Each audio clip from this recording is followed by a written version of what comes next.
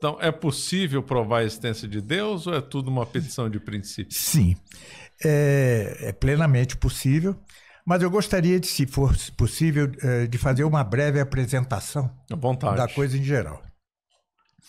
Antes de tudo, Santo Tomás, a doutrina dele, que está plasmada mais perfeitamente na Suma, ele é algo inteiriço, ele é um sistema, tá certo? Do qual não se pode recortar uma parte, né? Ela se divide, a Suma Teológica, em 3 partes, a primeira das quais trata de Deus em si e Deus como princípio de tudo. A segunda parte trata de Deus como fim último de todas as coisas, e a terceira trata de Cristo como caminho para este fim, tá? Mas é tudo interligado. Eu vou tentar dar um exemplo para que se entenda perfeitamente isso. Há outro livro dele, que eu traduzi, aliás, chamado Compêndio de Teologia, foi publicado já pela editora Concreta e vai ser por outra agora.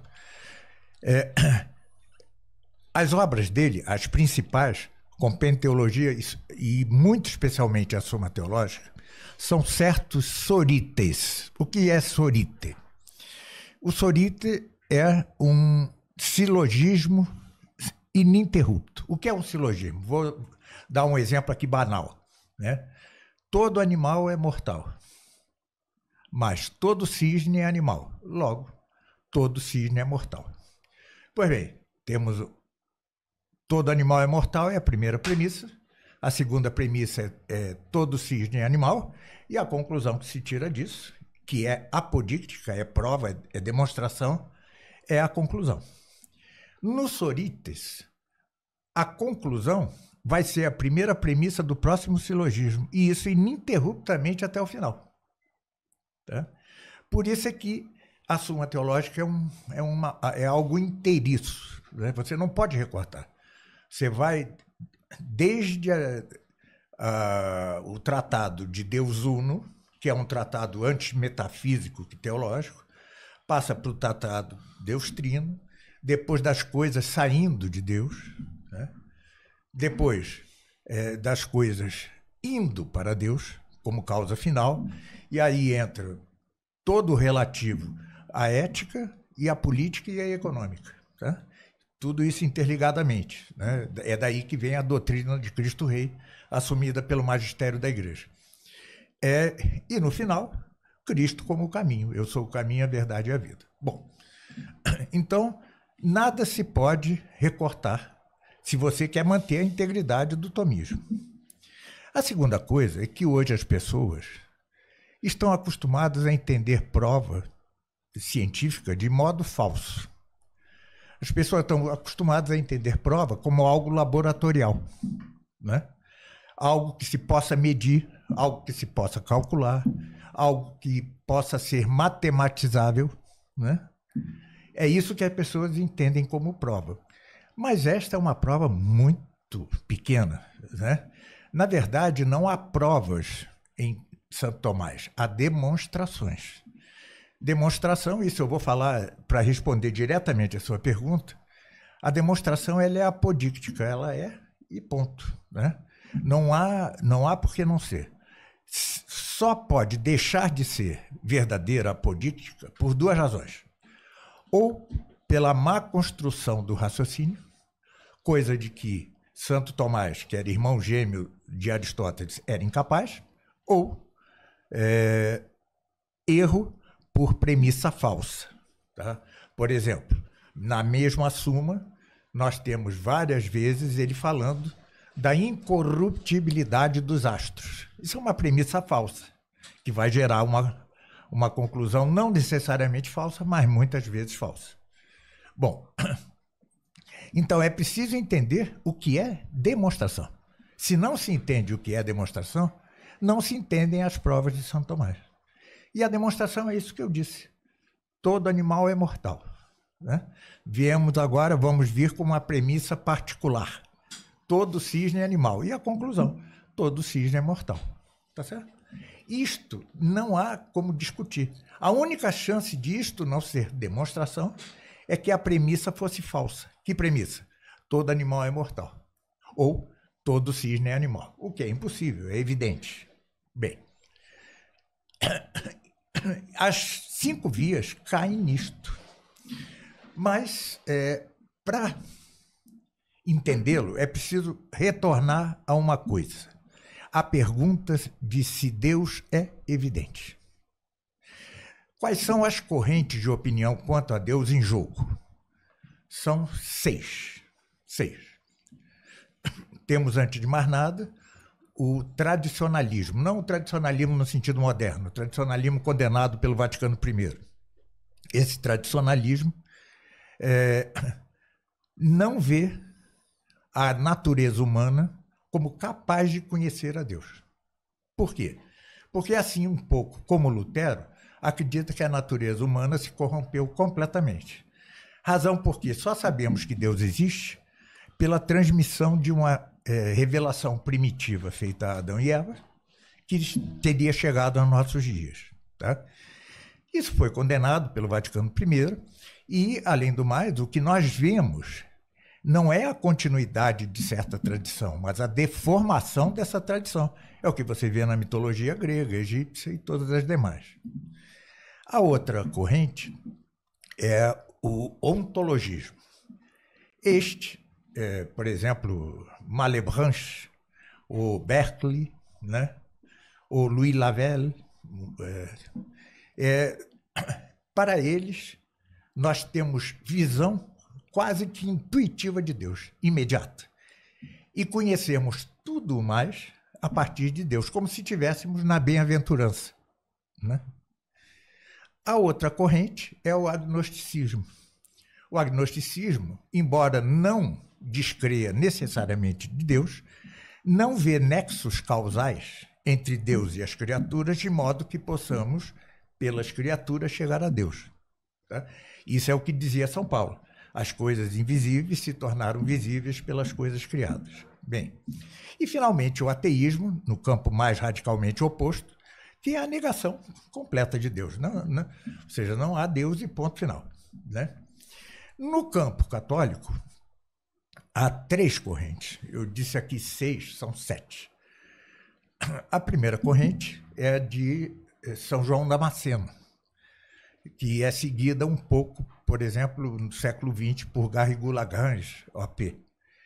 Essa corrente São João Damasceno dizia, que a ideia de Deus está inscrita em nós, em nossa alma. Tá certo? Por quê? Porque todos desejamos a felicidade. Ora, a felicidade é Deus. Logo, temos a Deus escrito na nossa alma. A outra é de Santo Anselmo, né? Que é a chamada prova ontológica. Mas esse nome foi dado por Kant e é um nome impróprio. Deveria ser a prova ideológica ou algo assim. Que é o seguinte: Deus é o que de maior podemos pensar.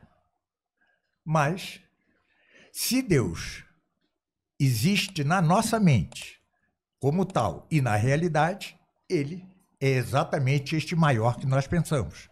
Não seria tal se ele não existisse na realidade. Logo, Deus existe. Tá?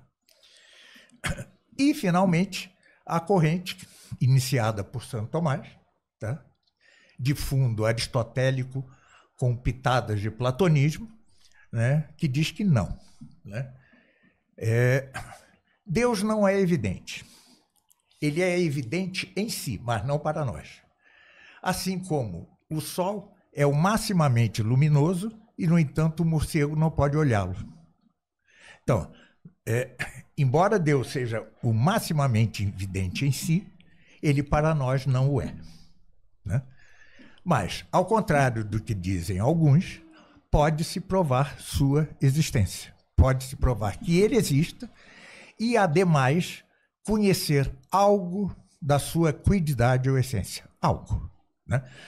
Conhecer a Deus por essência só na outra vida. Não é possível, só para os que se salvam, etc. Bem, então, é possível provar. Qual é a demonstração mais propriamente científica? É aquela que vai da causa para o efeito. Você, conhecendo a causa, chega ao efeito. Isso se chama demonstração propter quid. ou seja, pela causa. Você vai aqui. Esta é a demonstração mais propriamente científica. Mas há outro tipo de demonstração que se chama demonstração quia, ou pelo efeito. Você, conhecendo o efeito, chega não à essência da causa, mas chega à sua existência. Tá? Conhecendo o efeito, você chega à sua existência. É esta maneira como se pode provar a Deus, que ele existe. Outra coisa é descobrir os chamados atributos divinos. Isso é assunto adiante. Por ora, trata-se apenas de reconhecer que ele existe. E isso se pode demonstrar pela demonstração quia ou pelos efeitos. Tá? No silogismo, que demonstra a existência de Deus, nós substituímos a causa justo pelo efeito. Tá? Desde que este efeito nos seja mais conhecido que a causa. E, de fato, o é. Tá certo? Ou seja, a criação, o universo é mais conhecido de nós que Deus. Então, podemos partir dele para alcançar que Deus existe, que, em linguagem técnica, de Deus é. Tá? Então, estas são as 5 vias, a demonstração de que Deus é. E ele parte de 5 princípios evidentes aos sentidos. Nós vamos ver aí um a um.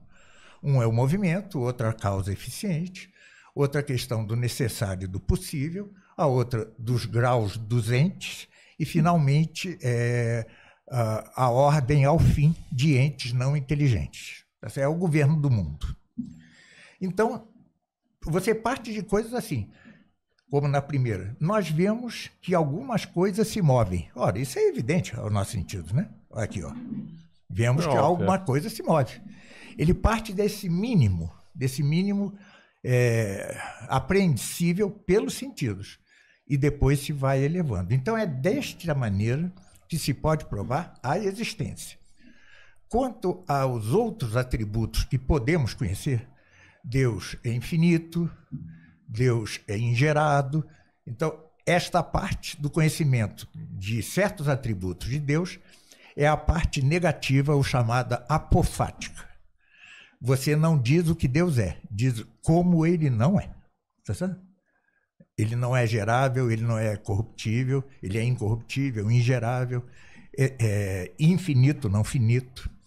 E depois, por analogia, né, pelo que se chama analogia de atribuição intrínseca, você vai, a partir das mesmas criaturas, dos mesmos efeitos de Deus, você vai ascendendo até saber que Deus é o sumo bem, é a suma verdade, é a suma isso, é a suma aquilo. Tá certo?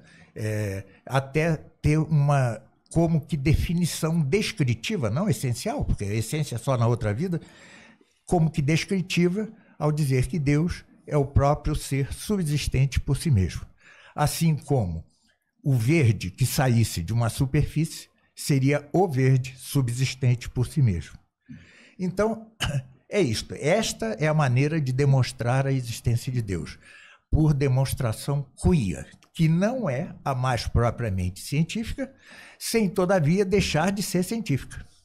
Ela o é, embora com caráter diminuído com respeito à demonstração propter quid, aquela que vai da causa para o efeito. Mas suficiente para provar, obviamente. Suficiente, perfeitamente suficiente para provar. Tá?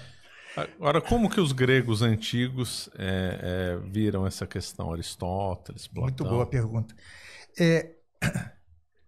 Como diz Santo Tomás na Suma contra os Gentios, não é na Suma Teológica, ele diz que, embora a descoberta da existência de Deus e de alguns de seus atributos nos seja possível alcançar pela razão, pela própria razão, o fato é que, como temos as sequelas do pecado original, né? Só muito tempo depois, e ainda assim com muitos erros, é que as pessoas alcançariam a Deus. E isso é insuficiente para a sua salvação. Portanto, embora em si a questão da existência de Deus não seja uma questão de fé, é um preâmbulo da fé, um preâmbulo metafísico, Deus, em sua bondade, faz com que as pessoas que não têm condições de alcançar demonstrativamente a Deus, acreditem em Deus por fé e com isso se possam salvar, né? É a primeira coisa do credo, né? Crer em Deus Pai e assim se salva, né? Pois bem, foi isso que houve entre os gregos. Os gregos, os pré-socráticos, os chamados físicos, né? Acreditavam que Deus fosse corpo, ou água, ou fogo, ou ar, ou as 4 raízes de todas as coisas que se tornariam os 4 elementos, água, terra, fogo e ar, ou apeiron, ou indefinido. Ou seja, houve várias opiniões, todas mais ou menos tendo a Deus como corpóreo, algo corpóreo. Veja bem, só para, antes de continuar aqui, para responder mais perfeitamente a isso, voltemos àquilo de São João Damasceno. Nós temos Deus inscrito na alma? Não temos. Nós temos a felicidade inscrita na alma. Não há homem que não queira ser feliz. Mesmo aquele que se suicida, considera que o suicídio é o caminho para a felicidade dele. É impossível que o homem, para si mesmo, deseje a infelicidade. Ora, nós sabemos que Deus e a felicidade são a mesma coisa, identificam-se. Mas isto não é conhecer a Deus. Por quê? É a mesma coisa que vir a Pedro vindo ao longe, mas você só vê que vem um homem, você não sabe que é Pedro. E assim, você sabe que quer ser feliz, só não sabe que a felicidade é Deus. Dá isso para responder essa questão. A questão. Quanto a de Santo Anselmo, nada pode ser maior que aquilo que nós pensamos. Como disse Santo Tomás, você pode pensar em Deus como a maior coisa que possa existir e não acreditar nele. Você pode pensar em um unicórnio e o unicórnio não existe. Isso não é prova, né? Bom, então voltamos lá. E exatamente o que ele diz. Veja, os primeiros filósofos julgaram que Deus fosse corpo, matéria, algo sensível. Até que Anaxágoras descobriu algo fenomenal, chamado nous. Nous, em grego, quer dizer mente, intelecto, inteligência. E ele descobre que a ordem do mundo, não a criação do mundo, a ordem do mundo só pode ter sido feita por um nous. Era a primeira ideia de Deus separada do mais brutal, do corpóreo. Tá? Ele foi mestre de Sócrates, e Sócrates deu a primeira demonstração da existência de Deus. Pouca gente sabe, Santo Tomás não a conhecia, está no livro de Xenofonte, Ditos e Feitos Memoráveis de Sócrates, quem quiser procurar lá. É muito parecida com a Quinta Via de Santo Tomás. Bem, depois vem Platão, que aí mistura um pouco, porque eles têm influência órfica, né? Órfica, pitagórica, um pouco de gnose, um pouco disso. Ele, claro, em outros pontos, ele é admirável, mas aqui ele como que implicou certo retrocesso com relação a Sócrates. Quem vai retomar esse fio da meada, que começa com Anaxágoras e passa por Sócrates, é Aristóteles, tá? Que vai, pela primeira vez, assim, claramente falar de um Deus único. Tá certo? Quando ele fala de outros deuses, é como no Antigo Testamento. São anjos. São substâncias separadas, porque ele acreditava que o universo fosse composto de 55 esferas celestes, concêntricas, tendo a Terra no centro como imóvel. E cada uma dessas esferas celestes, compostas, por sua vez, dos corpos celestes, eram movidas por anjos. Então, esses são os outros deuses. Chamava arcontes, né? Hein? Arcontes, não era? Ou não, ele usava outro termo? Esses anjos. Não me lembro. Mas é o que nós chamamos anjos, mas tinha uma função apenas física, cosmológica, né? Tão somente. Bom, mas ele não alcançou o central. O que é o central? É que Deus criou tudo de nada. Tá? Veja, mostra-se assim como o maior dos filósofos gregos levou muito tempo de sua vida e chegou a Deus com defeito, tá certo? Por isso é que Deus, logo de imediato, tanto na antiga revelação, no Antigo Testamento como no Novo, ele dá também a si mesmo, ele dá-se a si mesmo como matéria de fé. Tá? Então é isso. Quem melhor chegou foi Aristóteles. Deus, como se mostra na Suma Teológica, ele é o princípio de tudo, ou seja, ele é a causa eficiente de tudo. Ele é também a causa paradigmática ou exemplar. Por quê? Tudo quanto existe, desde as espécies até os indivíduos, corresponde a ideias dele. Assim como a catedral corresponde à ideia de um arquiteto. Tá certo? E é também a causa final. Por quê? A causa do universo é a bondade de Deus. Tá certo? Aristóteles chegou a duas causas. A eficiente, mas sem criação, e a final, mas não a paradigmática. Não chegou a isso. Então chegou com defeitos. Como se diz, foi Aristóteles quem fundou a metafísica, porque estamos tratando de metafísica, não de teologia. Fundou, mas a metafísica não saiu da infância. Foi preciso esperar séculos e séculos até chegarmos a Santo Tomás, que retoma Aristóteles, conclui o que ele não concluiu, a partir de seus próprios princípios, e ainda põe como um domo, uma cúpula, no edifício aristotélico, com a doutrina platônica da participação. Tá? E vai fundar uma metafísica completamente nova, que posteriormente seria assumida pelo magistério da Igreja, em particular pelas 24 teses tomistas, né, aprovadas por Bento XV, encomendadas por São Pio X e aprovadas por Bento XV. Aquilo é como a canonização da metafísica de Santo Tomás. Né? Tá? Então, os filósofos gregos eram isso, mas eles deram um grande salto. Né? Nenhum outro povo na face da Terra antes de Cristo foi capaz de fazer o que eles fizeram. E se pensar teologicamente nos gregos, eles estão profetizados por Noé, que profetizou que seu filho mais novo, Jafé, habitaria nas tendas de Sem. De Sem surgiria o judaísmo. Sem semitas, né? Semitas. Enquanto de Jafé vêm os jônios. São javânios, jônios, os gregos. Tá? Então isso... E veja a imagem. Vai habitar nas tendas de Sem. Exatamente. A filosofia grega foi habitar na Igreja Católica. Na igreja, exatamente. É uma belíssima profecia, né? Muito. Então, é de supor que esses homens tenham tido graças habituais Extraordinárias, né? ou extraordinárias para ser o que for. Não estou falando de que se salvaram ou não se salvaram, quem sou eu para dizer? Nenhum de nós pode saber. Mas eles tiveram graças para conseguir coisas, eles reaprenderam a pensar. Eles reaprenderam a pensar.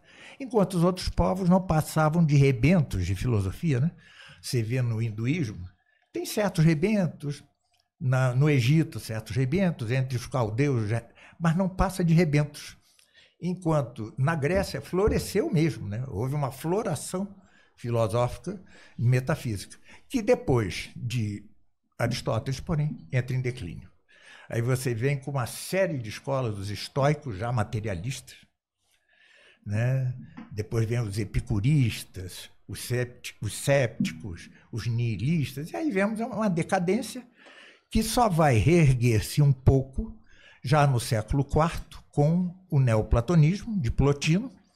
Mas veja, é a última tentativa pagã de negar a doutrina cristã da criação. É a última. Depois dela, não mais. Tá. Certo. Eu respondi-lhe? Respondeu perfeitamente. E Santo Agostinho frente às provas? Ele não deu prova. Não deu prova. Não fez nenhum comentário a respeito de tentar demonstração, nada? Não. Vejam que parece que Santo Agostinho não teve contato com as obras, com a metafísica de Aristóteles. Só com a sua lógica, as suas obras, o corpus lógico, né? As obras lógicas. E ele não avançou nenhuma prova. Tá? Ele era muito platônico e Platão não dá nenhuma prova da existência de Deus. A não ser que você considere que aquelas ideias, o mundo das ideias de Platão, né, tivesse por ápice a Deus, que era a ideia do uno bem. Você pode considerar. Mas, ao mesmo tempo, ele falava no demiurgo. O demiurgo era aquele que plasmava o mundo olhando para as ideias. Então, é inferior às ideias, né? Realmente, metafisicamente falando, a grande contribuição de Santo Agostinho é quanto ao mal. Não, provando que ele não existe, né? Ele não é algo, é a ausência de um bem, né? E isso Santo Tomás tomou e elaborou lá, mas não quanto a Deus. E mais que isso, sabe, Marcelo, a Suma Teológica é o ápice da própria obra de Santo Tomás. Quem lê a Suma contra os Gentios, a prova da existência de Deus ali, é fraco, é titubeante, sabe? Ele ainda hesita. Quando ele chega à Suma Teológica, ele entrega-nos uma coisa enxuta, seca, de difícil assimilação para os modernos, porque os modernos, nós os modernos, né, houve uma solução de continuidade na maneira de pensar, né? Isso não muito recentemente, desde o século XIV. Desde Guilherme de Ockham, com o nominalismo, houve uma ruptura com o modo de pensar mais científico. Tanto que hoje existe uma dicotomia, filosofia versus ciências. Isso jamais passaria pela cabeça de Santo Tomás e de Aristóteles. Filosofia e ciência são a mesma coisa. Mesma coisa. Física, cosmologia, química, biologia são ramos da filosofia, né? Mas nós desaprendemos a pensar. Esse é um fato corriqueiro. Não é culpa de ninguém, particularmente. Nós somos mal educados, né? Somos mal formados artisticamente, somos mal formados, vivemos num mundo feio, o feio nos oprime, e também um modo de raciocinar que se transformou em algo assim. A ciência é o matematizável, né? Não que não possa haver matemática na física, pode, claro, porque como se trata de coisas físicas, elas são quantificáveis, mas daí a reduzir tudo a isso, não dá, né? Não dá, né? Então as pessoas hoje negam a coisa porque não a captam, são incapazes de captá-la. E veja, eu não estou falando aqui do alto da minha torre de marfim, não é isso. Eu fui ateu até 48 anos, então sei bem o que é, eu participei desse erro, né? Então, todos nós somos um pouquinho filhos do tempo em que vivemos. Sem dúvida nenhuma. Você acaba de assistir um corte do Caravelas Podcast. Na tela está aparecendo o episódio completo e outro corte. Muito obrigado pela atenção.